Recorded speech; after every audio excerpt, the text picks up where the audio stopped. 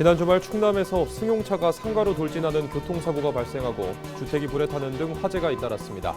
충남 지역의 주요 사고 소식 알아봤습니다.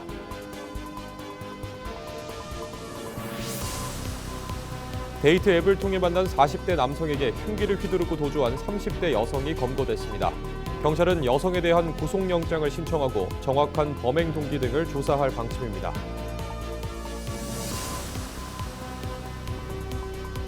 충남도가 설 명절을 앞두고 불량 축산물 유통 방지를 위해 축산물 취급업소 특별 점검에 나섭니다.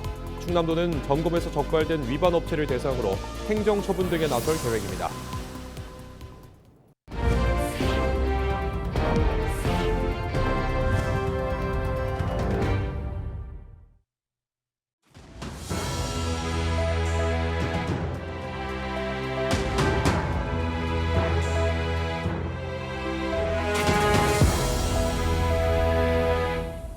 시청자 여러분 안녕하십니까?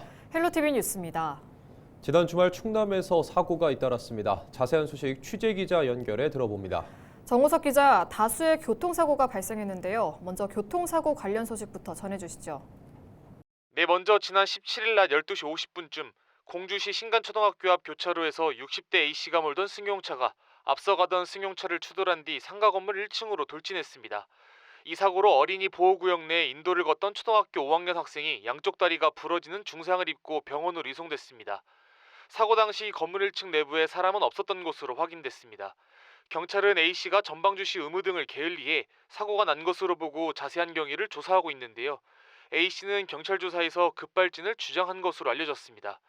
천안에선 음주운전 중 보행자를 쳐 숨지게 한 뒤 도주한 60대 남성 B씨가 구속됐습니다.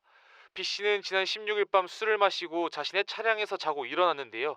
17일 새벽 6시 50분쯤 숙취 상태로 운전하다 길을 건너던 70대 보행자를 치어 숨지게 하고 달아난 혐의를 받고 있습니다. B씨는 도주 1시간 만에 경찰에 자진 신고한 뒤 범행을 인정했고 경찰은 B씨를 긴급 체포했습니다. 경찰은 조만간 조사를 마무리한 뒤 B씨를 검찰에 송치할 예정입니다. 네, 충남 곳곳에서 화재도 잇따랐다고요? 네, 먼저 지난 17일 밤 11시 50분쯤 천안시 동남구 병천면의 한 비료 공장에서 불이 났습니다. 화재는 1시간 52분 만에 진화됐는데요. 이 불로 공장 일부가 소실되는 등 1,200만 원의 재산 피해가 발생했습니다. 다행히 인명피해는 없었습니다. 소방당국은 화학적 요인으로 인해 불이 난 것으로 보고 정확한 원인을 조사하고 있습니다. 18일에는 오전 10시 30분쯤 금산군 진산면의 한 단독주택에서 화재가 발생했습니다. 이 불로 87제곱미터 규모 주택 1개 동이 반소되는 등 약 700만 원의 재산 피해가 발생했고 인명 피해는 없었습니다. 소방당국은 인력 40명을 투입해 50분 만에 불을 껐는데요. 용접 부주의로 인해 불이 난 것으로 추정하고 있습니다. 같은 날 낮 12시 10분쯤에는 아산시 선장면의 단독주택에서 불이 나 2시간 21분 만에 꺼졌습니다. 이번 화재로 주택 1개 동이 전소되는 등 4,500만 원의 재산 피해가 발생했습니다. 소방당국은 현재 자세한 화재 원인을 조사 중입니다. 18일 밤 11시 20분쯤에는 서산시 동문동의 한 음식점에서 불이 났습니다. 이 불로 159제곱미터 규모 음식점 대부분이 소실됐는데요. 소방서 추산 약 2,400만 원의 재산 피해가 발생했습니다. 다행히 인명피해는 없었습니다. 소방당국은 1시간 37분 만에 진화를 완료한 가운데 연탄불 취급 부주의로 인해 화재가 시작된 것으로 보고 있습니다. 헬로티비 뉴스 정호석입니다. 네, 오늘 소식 여기까지 듣겠습니다. 보도국 정호석 기자였습니다. 다음 소식입니다. 데이트 앱을 통해 만난 남성에게 흉기를 휘두르고 도주한 30대 여성이 경찰에 붙잡혔습니다. 천안 서북경찰서는 특수상해 혐의로 30대 A씨를 긴급 체포했다고 19일 밝혔습니다. A씨는 이날 새벽 0시 40분쯤 천안시 서북구의 한 다세대 주택에서 데이트 앱을 통해 처음 만난 40대 B씨를 흉기로 여러 차례 찌르고 도주한 혐의를 받고 있습니다. B씨는 팔과 얼굴 등을 다쳐 119 구급대에 의해 인근 병원으로 이송돼 치료받고 있습니다. 다행히 생명에 지장은 없는 것으로 전해졌습니다. 경찰은 사건 발생 5시간여 만인 새벽 5시 30분쯤 경기도 모처에서 A씨를 검거했습니다. 경찰은 A씨에 대해 구속영장을 신청하는 한편 정확한 범행 동기와 경위를 조사할 방침입니다. 충남도가 오는 23일까지 축산물 취급업소 특별점검에 나섭니다. 이번 점검은 설 명절을 앞두고 불량 축산물 유통을 방지하기 위해 추진됩니다. 점검 대상은 도내 도축장과 축산물 가공 판매업소, 운반업소 등 124곳입니다. 주요 점검 사항은 소비기한 경과 제품 판매 여부와 작업장 위생관리 상태, 냉장식품 보존 기준 준수 여부 등입니다. 충남도는 이번 점검에서 적발된 위반 업체를 대상으로 행정처분, 재점검 등에 나설 방침입니다.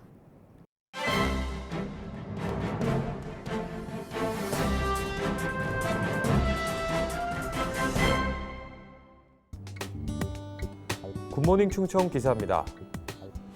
대전 충남 행정통합시 제1청사를 내포신도시 도청으로 지정해야 한다는 요구가 220만 도민의 충남도 의회까지 확산되고 있습니다.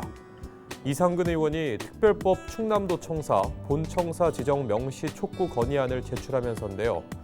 해당 건의안은 국회가 향후 제정할 대전 충남 행정통합특별법에 내포신도시에 위치한 도청사를 본청사로, 대전시 청사를 제2청사로 명확히 규정할 것을 요구하는 내용을 담고 있습니다. 이 의원은 건의문을 통해 충남은 대전에 비해 인구가 약 1.4배, 면적은 약 15.2배에 달하는 만큼 행정 수요의 범위와 형평성 측면에서 내포신도시를 본청사로 지정하는 것이 타당하다고 주장했습니다. 그는 이어 내포신도시는 2020년 충남 혁신도시로 지정돼 막대한 공공투자가 이루어진 곳이라며 본청 기능이 다른 지역으로 이동할 경우 자산 활용 효율 저하와 행정 공동화 우려가 크다고 강조했는데요. 접근성 문제도 제기했습니다. 충남 서쪽 끝인 태안군청에서 내포신도시 도청까지의 거리는 약 45km인 반면 대전시 청사까지는 약 130km에 달해 통합 이후 서부권 도민이 구조적 불이익을 받을 수 있다고 신문은 전했습니다. 지금까지 신문 브리핑이었습니다.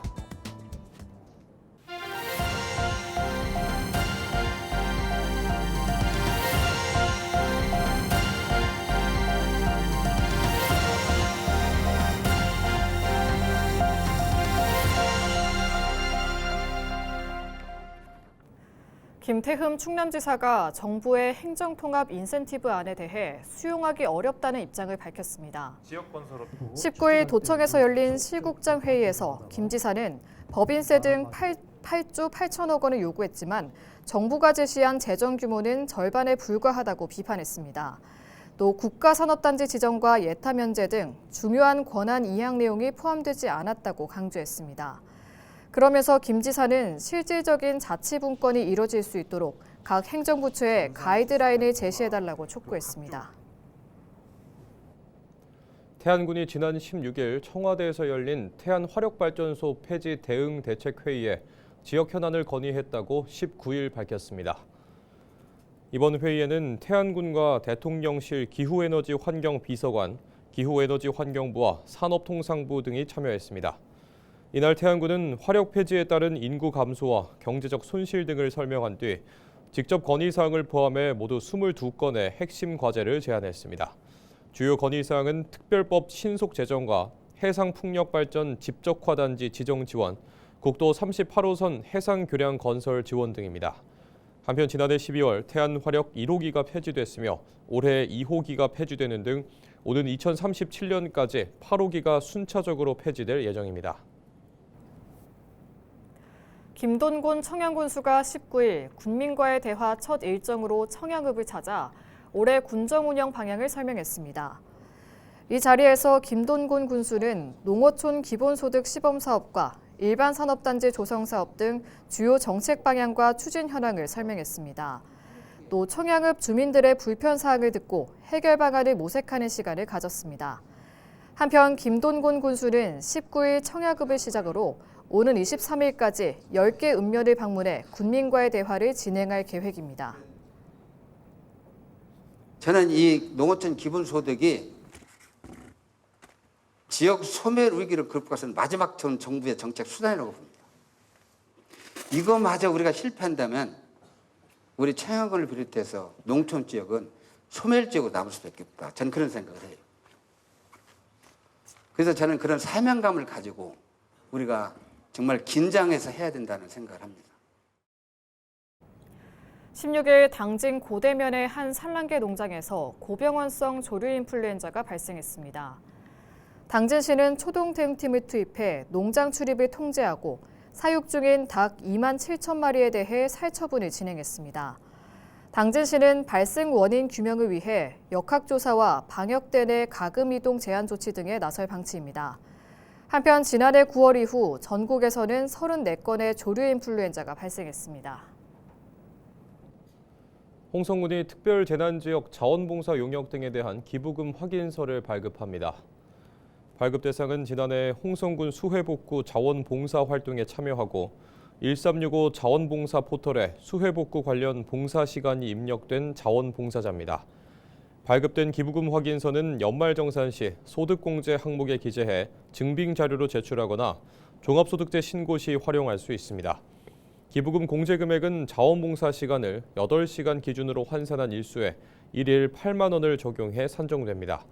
기부금 확인서 발급과 관련한 자세한 사항은 홍성군 자원봉사센터로 문의하면 됩니다. 충남도가 올해 중소기업 육성자금 융자 지원을 위해 6천억 원을 투입한다고 밝혔습니다. 융자 지원 사업은 기업 육성 자금과 경영 안정 자금으로 나눠 운용됩니다. 기업 육성은 충남도가 시중금리와의 차익을 보전해 기업이 고정금리만 부담하면 되고 경영 안정은 충남도가 연 2%포인트의 이자를 보전합니다. 충남도는 기업의 투자 활성화 유도를 위해 기업 육성의 대출 한도를 기존 20억 원에서 30억 원으로 상향했습니다. 또 어려움을 겪는 석유화학과 철강산업 종사 기업에는 경영 안정 자금 이자 0.5%포인트를 추가로 보전합니다. 육성 자금 신청은 오는 23일부터 시작됩니다. 서산시가 AI와 IoT 기반 어르신 건강관리 사업의 대상자를 모집합니다. 이번 사업은 65세 이상 어르신을 대상으로 진행되며 6개월간 스마트 기기를 활용한 맞춤형 비대면 건강관리 서비스를 제공합니다. 대상자 선정은 선착순 420명이며 고혈압과 당뇨 등 만성질환자와 신규 대상자를 우선 선정할 계획입니다. 신청 기간은 다음 달 4일부터 13일까지며 신청을 희망하는 대상자는 서산시 보건소 건강증진과에 방문하거나 전화하면 됩니다. 충남도가 올해 정부 예산에서 농업 생산 기반 정비 분야 국비 1,594억 7천만 원을 확보했다고 밝혔습니다. 이는 지난해 대비 410억 원 증가한 규모입니다. 충남도는 이번에 확보한 예산을 배수 개선과 농촌 용수 관리 개발, 방조제 개보수 등에 투입할 예정입니다. 특히 집중호우와 침수 피해 예방을 위한 배수 개선 사업에 전년 대비 67% 증가한 937억 원을 반영했습니다. 34개 지구를 대상으로 저지대 농경지와 상습 침수 지역을 중심으로 배수 능력을 개선할 계획입니다. 서산시가 올해부터 치매치료관리비 지원사업 대상자를 소득 인정액 기준으로 선정한다고 밝혔습니다.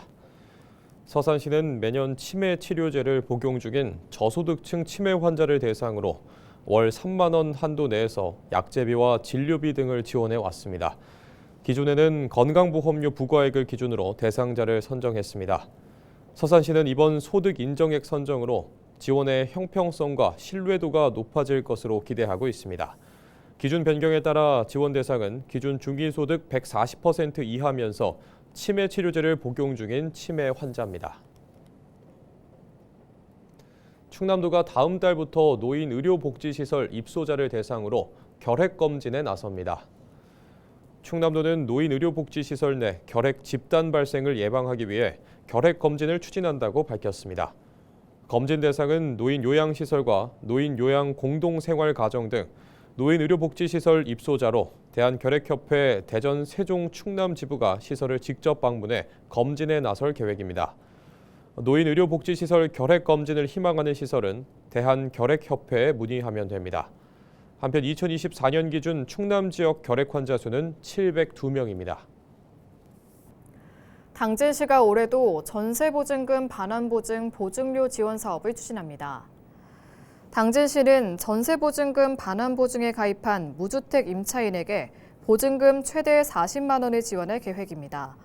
지원 대상은 신청일 기준 보증보험에 가입한 임차보증금 3억 원 이하의 무주택 임차인입니다. 이상으로 뉴스를 마칩니다. 시청해주신 여러분 고맙습니다.